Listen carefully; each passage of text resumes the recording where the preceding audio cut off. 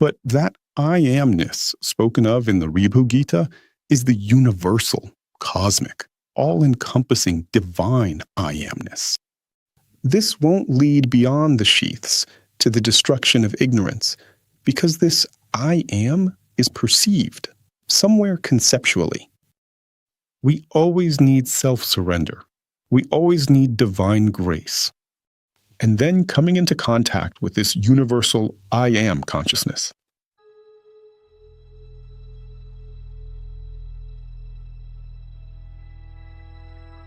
Ribhu Gita, Chapter 14. Only I am, the soul of man. Only I, the Supreme Lord. Only I am, the Almighty Lord. Only I am, always only I. Only I am, the imperishable vision. Only I am, all that is beloved in us. Only I am always only Brahman. Only I am, that which never ends. Only I am, always before everything. Only I am, within of all. Only I am, the space of consciousness. Only I am, the illuminating light. Only I am the creator of all. Only I am, the preserver of all. Only I, the play of nature. I alone am this firm faith. If we don't study or understand the philosophy of Advaita or Shaivism, a misconception may arise that what's meant is a personal I amness, a personality linked to the mind and ego. And then we begin to close ourselves in the shell of our I and seek divinity within our Ahamkara, within our personal self.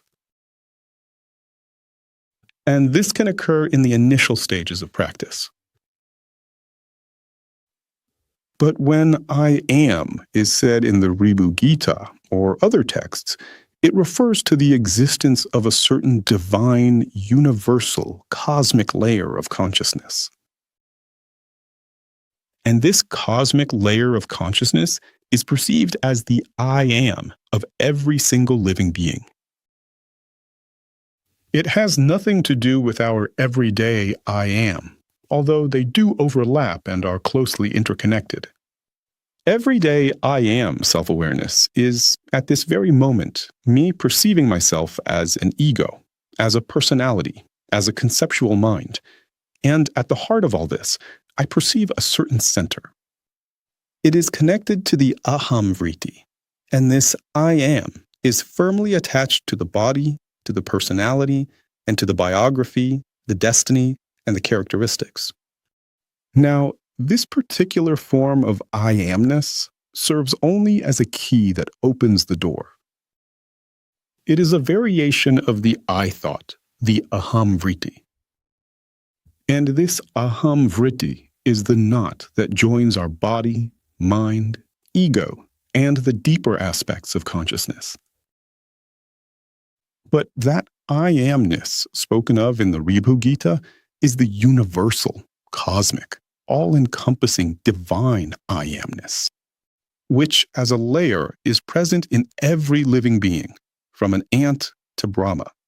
So when it says only I am, it's very important not to attribute it so literally to yourself, but to think, here it is.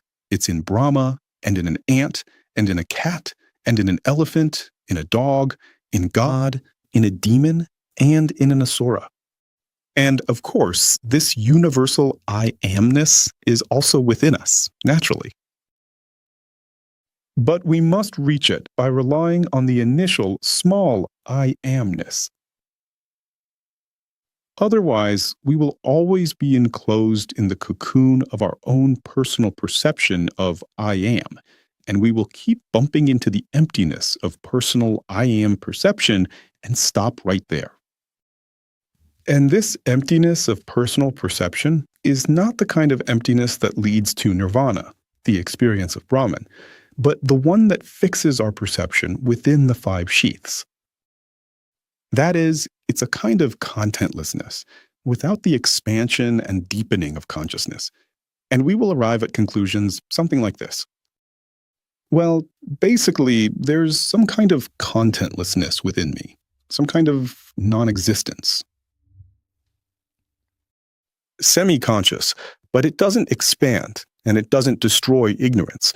It doesn't remove karma. But overall, this is probably what Ribhu was talking about. This very limit of all religion, all dharma, and all Advaita, and all Shaivism, I should probably hold on to it.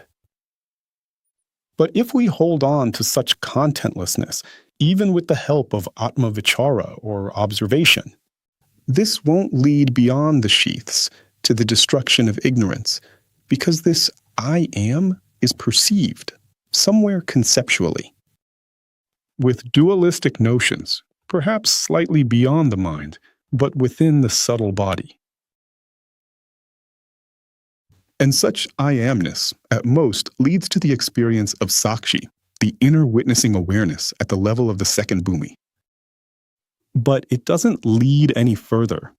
It's like a way to establish oneself in the eternal, immortal second Bhumi.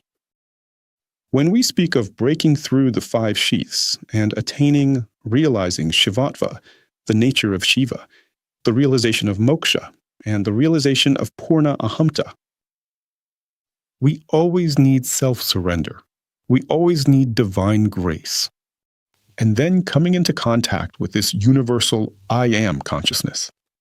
If this primary, everyday I amness of the inner observer can be achieved through one's own efforts, it's quite possible. Yes, just take the method and practice, like an athlete, like an archer who takes aim and acts very mindfully. It is possible. Then it's impossible to rise above this I amness, because devotion, self-surrender, divine grace, and self-recognition are needed. And the realization of the cosmic divine I amness occurs as a result, an act of the descent of divine grace. Only I am is the pure witness. You alone are real. You are the primordial. Only you are the true Brahman. Only you are the very essence of continuity. Only I am in truth. Only I am is truly thou. Only I am is Advaita, non-duality.